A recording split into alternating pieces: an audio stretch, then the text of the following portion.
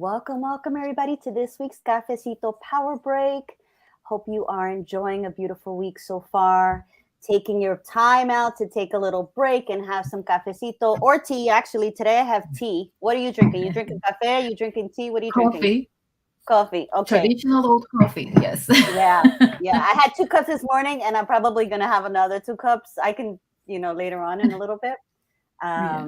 But right now I'm digesting with a little bit of turmeric chai tea. So that's my cafecito break for today. So hope you guys are enjoying yours. And today's going to be a great conversation because this is something a lot of business owners struggle with a lot. So I'm excited that you're here. For those of you that are joining us now, definitely let us know in the chat. Let's see, we got some love coming in already from Joanna. Yeah, let us know in the chat where you are joining us from. Today, we're going to have a conversation on business processes and operational efficiency. How can we be more productive? How can we be more intentional with organizing the tasks and the things that we're doing on a day-to-day basis to make sure that they are leading us towards the wonderful goal that we set for ourselves. So today, I want to introduce Aixa Mejia. Mejia? Did I just screw it up? You said Yeah, it yeah. right. Yeah. Okay. It was like a tongue twister. It came out a little bit. But welcome. So happy to have you. So give us Thank a little you. bit of background, a little bit of introduction to you for everybody that's watching. Yes, thank you so much, Sandra, for having me. I'm super excited and honored to be here. My name is Aixa Mejia again. It can be a little hard, the first name and last name, but that's my name. And I'm originally from Puerto Rico, but I live in Florida currently. My background is mostly in the construction industry, but also project management. And so it's been a journey that's taken me here. But I just love project management and processes, operations, all that. So today I help service providers streamline their processes and systems so that they can run their business smoothly and grow sustainably, that they have a strong foundation to build on.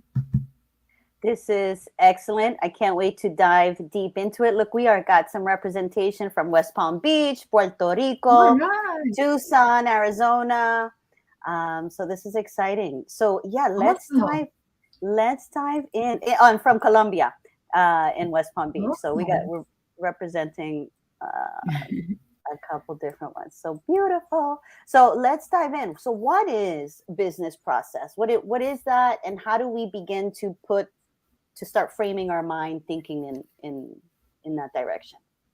So, a business process is simply a sequence of tasks that are performed in order to deliver a service to a client or to accomplish a business goal. It could be anything from a work process to a sales process, a marketing process, whatever is involved in delivering a service to a client. So, as a business owner, as a service provider, processes are going to be the nuts and bolts of your business because they encompass how you do work and how you deliver it. And that includes not only the deliverable itself, but also the client experience as you are providing that service. So Yeah, that's so that's how important they are. yeah, for sure. So you mentioned service, and then let's look at services first, and then we'll go into maybe some product itself. Mhm. So I would assume they're slightly a little bit different when you're delivering a service. So how do you determine, like, what's the first step to how do you determine, okay, I have this project or I have this client service that I need to fulfill? What are the best first steps that I need to take, right? Because we're quick to run to whatever's the easiest. We take care of that stuff as much as Right. we can and then leave the hard stuff, a veces. Um, so what's the Definitely. best first types of steps? How do we look at something and then say, let me look at this from an Yeah, efficient. I think that's probably the biggest hurdle that we can sometimes face, especially when we're working on our own, because everything lives in our head. And we tend to rely on that. No, I know how to do that. Or, and just everything is there. But then when we're in the thick of it, that's how sometimes things might fall through the cracks. So I think the first step is to sit down and do a brain dump. What I call a brain dump is just Yeah. putting everything that's on your brain on a paper about that specific project that you're going to work on, or that specific process that for example, once you know, maybe I'm jumping into other stuff, but once you notice that you're doing something a lot of times, it's time for you to sit down and just put it on paper. So the first step is to just put all those tasks or activities on a piece of paper, and that's gonna start giving you some clarity as to what you need to do. If you want to do it for your overall business, then you can start grouping them by department. These are the activities that I need to do for marketing or for admin stuff or sales. So that's how you can start kind of seeing patterns and grouping them in a way that makes sense. Definitely prioritize if you're working on a project. Look at the dates, the due dates. If you have to provide any kind of report, start by jotting down dates, and then you can start grouping the task along those lines, according to the date that they're due and all that stuff. And so that way, you're gonna start kind of building a framework for how you are going to work. I love that. So operational efficiency, how it leads to how we become more efficient. How do we determine when once we do that brain dump, what is the right order, right? Because we, to go and start. So for example, if it's marketing or if it's sales, right? So you brained up sales, I have to reach out to X. I don't know, share some examples of what that would be. And then how do you determine what are the nuanced steps that need to happen? Yeah, so operational efficiency is basically looking at all your resources and optimizing them so you can reach a common goal or vision. So for a specific project, you need to first determine what is my goal with this project, or what is the goal of the client on this project. And you're going to start looking at how, once you have all those activities, how does this activity line up with that final objective? Which one needs to happen first? There's a lot of activities. When you list down a process or a group of activities, you're going to start noticing this activity needs to happen before this one happens. For example, let me give you an example of construction because of my background. When you have a building, there's a lot of different things that need to happen before you construct that building. You need to first design, you need to take in consideration site design, then the building itself, then you have to determine the materials that you're going to use. There's all the stuff that's inside the building, not only furniture, but the electric, the plumbing, all that stuff. All those things are going to be in a plan. And once you start looking at all those things, what happens? You know that you have to build the foundation before you could do anything else on top. And so you cannot put any light bulbs before you have the electrical cables in place. So once you start jotting down the important things that need to happen, you're going to start defining what needs to happen before that, or what processes are linked, what activities cannot start until others are finished. And that's how you can start prioritizing them and connecting them. Because in construction, that's why they have the plans, and every subcontractor is going to have a copy of that plan. Why? Because that's going to guide them in doing their work, but they also keep in mind the bigger vision. They're all working together to build that building. And so it's the same in our business.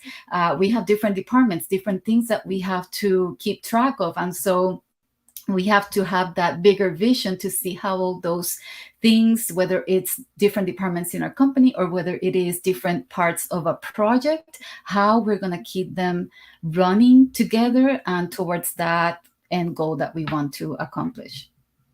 Yeah. So there are a couple things that came to mind as you're sharing that. One, the human factor, right? Especially if you have a team, and maybe sometimes some of those things aren't, there could be stumbling blocks for whatever reason. Somebody's sick or something happens and they're just not able to meet their own individual deadline. What do you do when something like that, or what do you suggest when something like that happens that now puts a crinkle, I guess? Esa es la palabra. Yes. I don't know.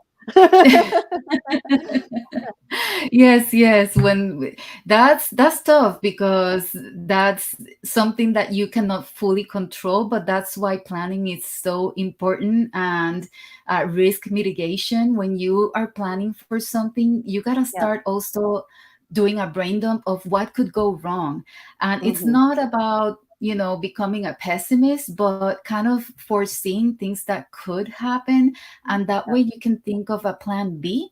If this correct. happens, this is what I'm going to do. And inevitably, sometimes things happen that we cannot foresee. So Yeah, then we have to say, okay, so this person didn't come through, or this thing, maybe it's something that didn't come in time and you weren't able to finish your job because something didn't come in time, or somebody didn't give you something that you needed, whatever the case may be.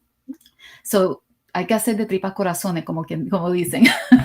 You have to kind of um, see how you can make the best with what you have. Is there yeah, something else that I could get going on another part, so that when I can pick back up, I won't be as yeah, delayed?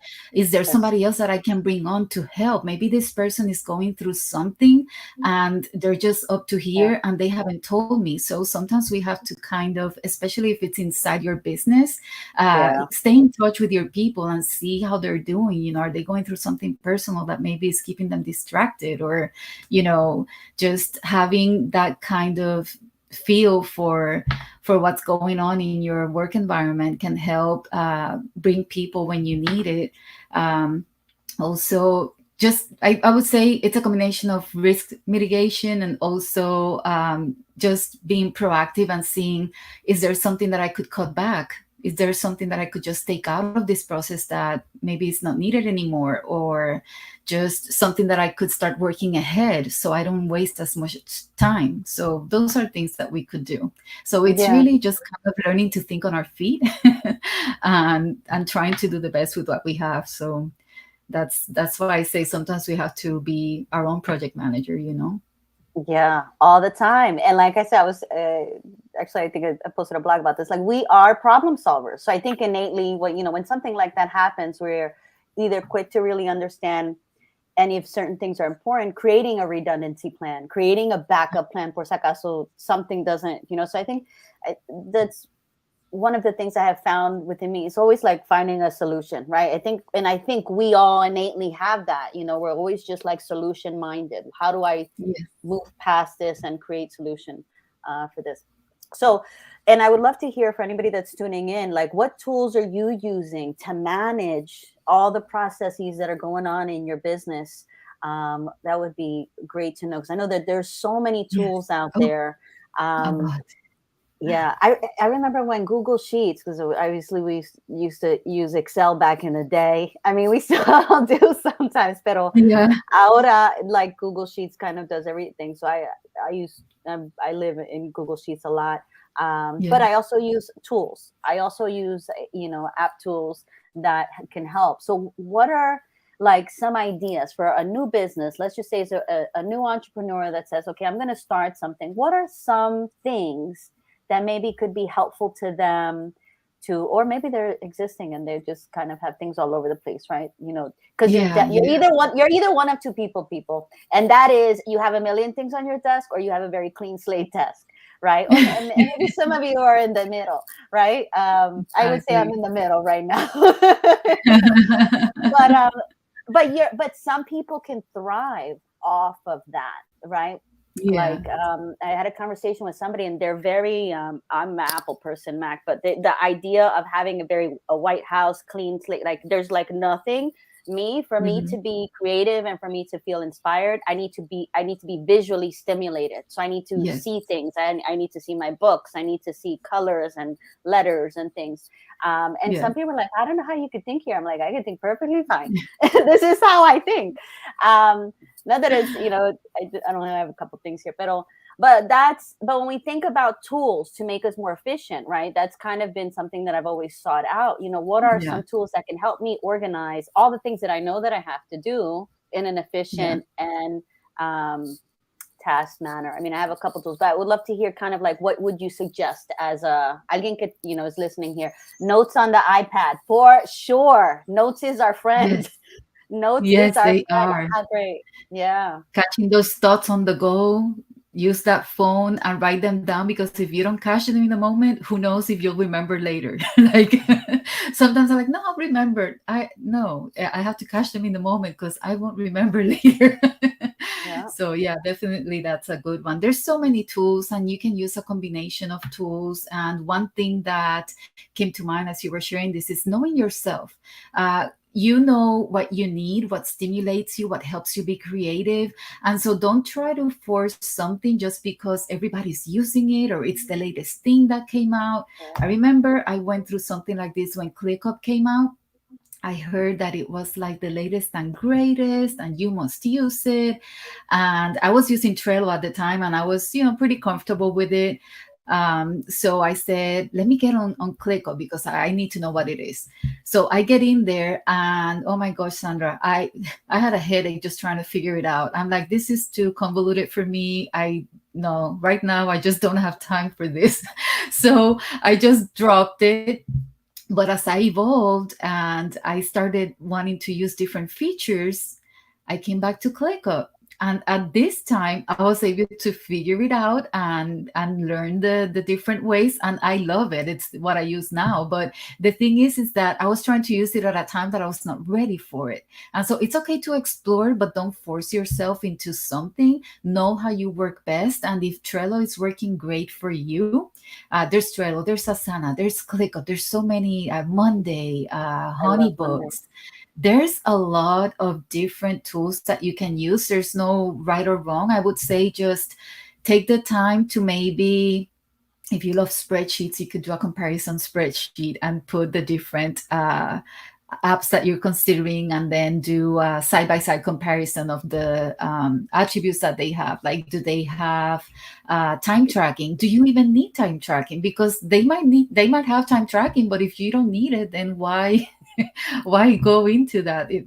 So know what you need. If you need to time track because it's going to help you bill more accurately, then yes, that's a feature you want. Is it paid? Is it not paid? Depending on the plan. And that's going to help you determine what's going to be the best tool for you to use at this stage of your business. And so that's what I would say. But yeah, there's a lot of combinations too. There's no right or wrong. I use ClickUp, but I also use my notes. I use Google Sheets. I use all the Google Suite, the email, I put it on Google Suite. And so there's a lot of combinations. So find what works for you and kind of build a system that's going to support the way you work and what you need to get done in your business. Yeah, I love that. And Christina says, take into consideration your specific learning style. Exactly. Like just the Exactly. way that we learn, the way that we consume. Because sometimes you're right. You check it out because somebody mentions or you saw something like, oh, maybe this could be the tool that could Yeah. help me even be more optimized. Yeah. And sometimes you get in there and you're like, oh my God, this is a different language. Yeah. Sometimes it's the Or opposite. Yeah. yeah, It's you think it's gonna save you time and you end up spending too much time just trying to figure it out and you end up more frustrated. yeah, So yeah. yeah, Dotsato is another tool that's great if you have a lot of clients and you want to manage, you want to automate some processes. Um, that's a great tool, but it can be a little cumbersome too. The to program all those different processes and just it can be a little cumbersome at the beginning, but once you have it set up, it can help you a lot. So there's a lot of considerations there. That's a whole other subject, automation, but yeah. See, well, that's actually a automation integration with some of these tools is important, right? Like it has helped us a lot for sure. I love yeah. Monday.com, first of all, and only because you can brain dump in there and like all the tasks that need to get done and then have assign dates or Yes, individuals and put notes back and forth. So I find that one yes, to be good for certain things, not everything, certain yeah, certain things that I'm working on or with certain people I'm working on. Airtable is another one that I found to be mhm. a beautiful platform. We use that all the time. Um, Yes, I've seen that one. Yeah, yeah, yeah, because it can integrate and feed, in yeah. connected And systems. if you have a tool that you love and there's something else you're considering, see how they integrate together. If they communicate with each other well, because that's going to be a big factor. You don't want to have to change something that works well for you for something that might not, or so that's definitely something else to look into. And since we're talking about automation, one thing that also has to do with processes, you don't want to automate a process that you're not sure if it's completely working, or that's not providing consistent results for you yet, because there is a right time to automate, and it's not when things are not quite defined yet. So wait until your processes are well defined, and you can say this works consistently for me, then you automate. Because if you automate too soon, you might have to change it again too soon, and you don't want that.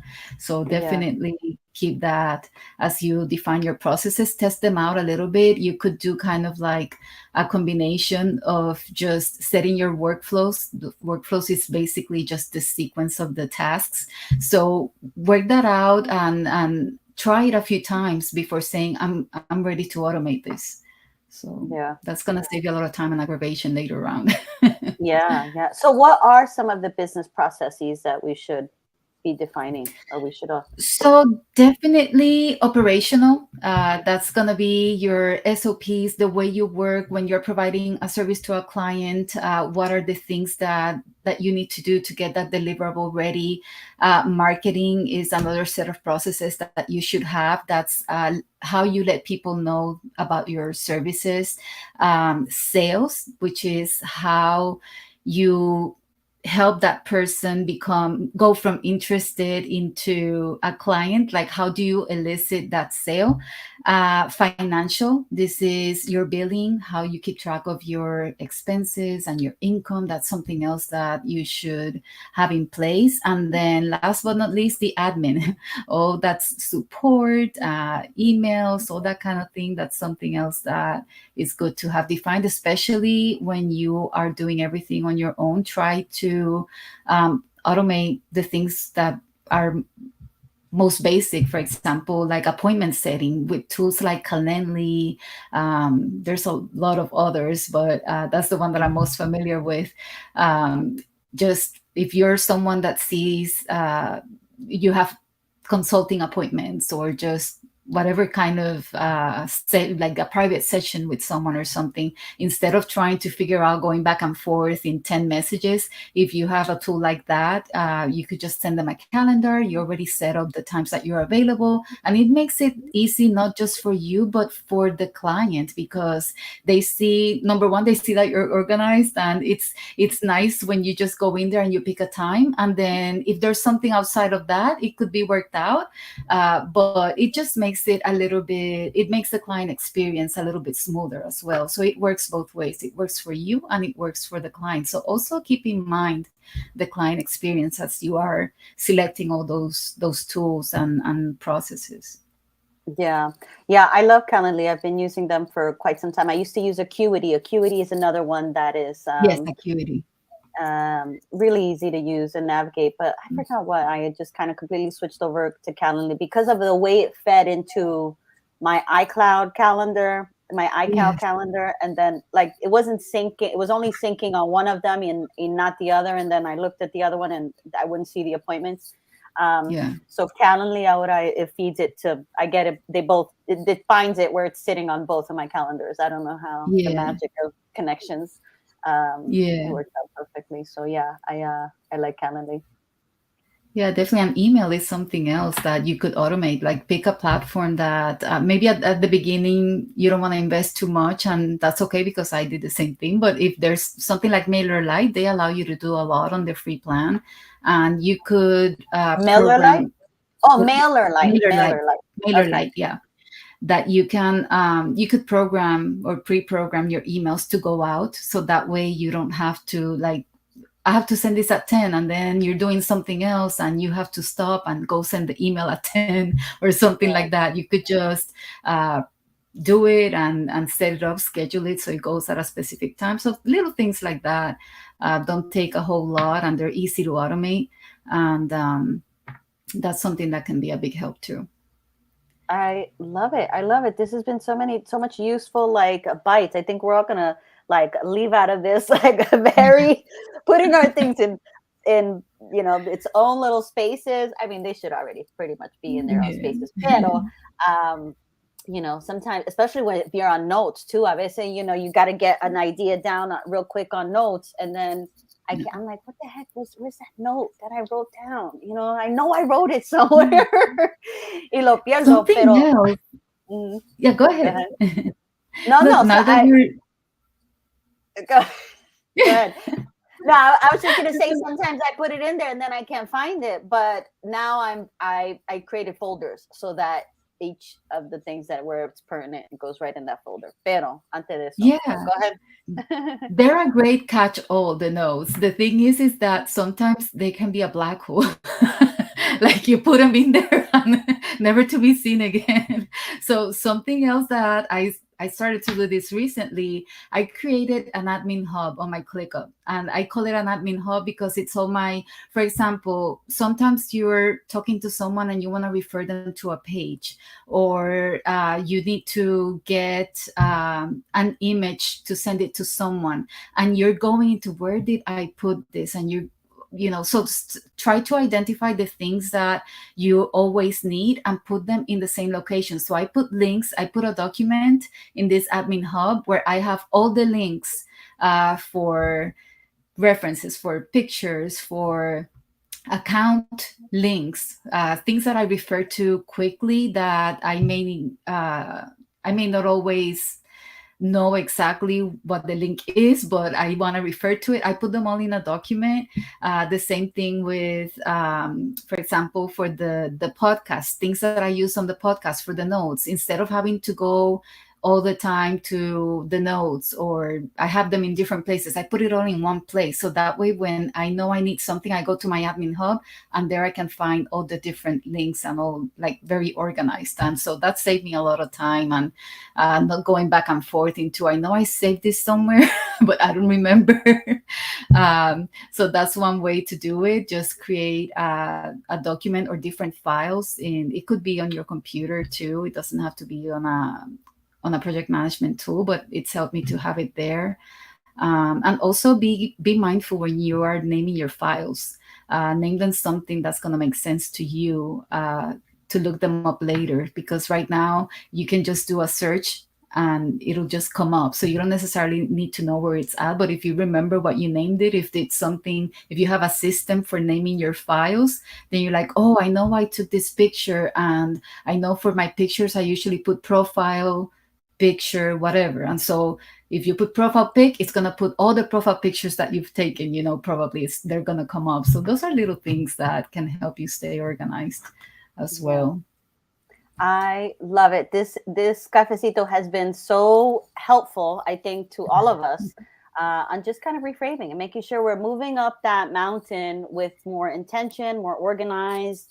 Some tools that we could use so that we are being efficient, and we didn't get into SOPs and really your standard operating procedures too much, but and I don't know if you want to share something about that. I know as we close out, but definitely would love for you to kind of give your perspective on that. Yeah. Standard SOPs is standard operating procedures, and they're basically defining how you work in a specific area of your business. And so, for example, when you are onboarding a client, sometimes at the beginning we just take the person in, and you might just do it what's in your head, okay, so maybe you send them a form, maybe then you collect payment, then you send them a form, and you're just doing things kind of as they come. But once you have a few clients and you start noticing what things work best for them, or what is working best for you, then that's when you sit down and you start documenting how you work in that particular process. So for example, when you are onboarding, first you're gonna send them the form, then they fill out the form, and maybe you send them some additional questions. Of course, they pay, all that stuff.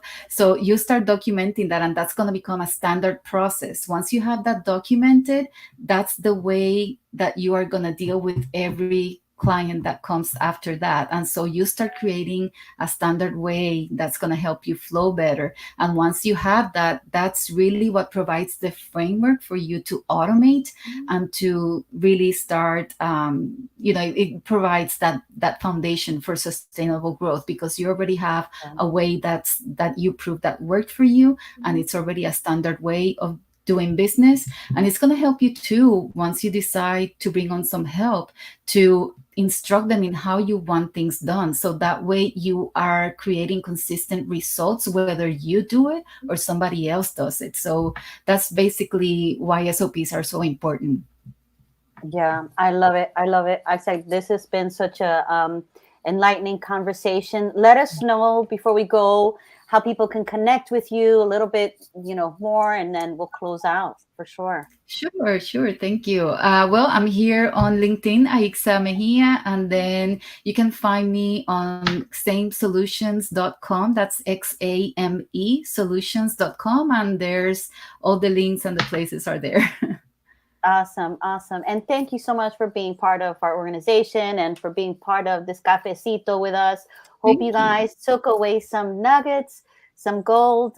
We do have some upcoming events. Make sure that you check out our calendar at unitedlatinas.com/events. And I hope you enjoy your coffee and your little break. And may you all have an amazing rest of your day. Thank you. Take care, guys.